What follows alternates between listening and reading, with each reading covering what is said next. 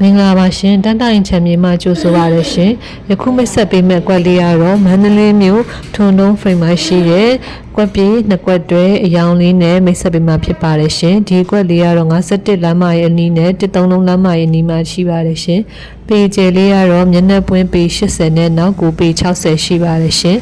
အလှည့်လေးကတော့တောင်လှည့်လေးဖြစ်ပါတယ်ရှင်လမ်းသားကျယ်လေးပေါ်မှာကတ္တရလမ်းသားကျယ်လေးပေါ်မှာတည်ရှိပါတယ်ရှင်ပိုင်ဆိုင်မှုစာရစာတမ်းလေးကတော့ခရမ်းတက်တန်းတစ်ကလေးနဲ့ရရှိမှာဖြစ်ပါတယ်ရှင်။ရောင်းချမဲ့ဈေးနှုန်းလေးကတော့3,200လေးနဲ့ရောင်းချပေးမှာဖြစ်ပါတယ်ရှင်။ဒီကွက်လေးကိုစိတ်ဝင်စားတယ်ဆိုရင်တော့တန်တအိမ်ချမ်းမြေ39 9858363လုံးခုကိုဆက်သွယ်ပြီးမြေပြင်ကြည့်မဲ့ချိန်လေးတနားရီကြိုချိန်ပေးလို့ရပါတယ်ရှင်။အားလုံးကိုကျေးဇူးတင်ပါတယ်ရှင်။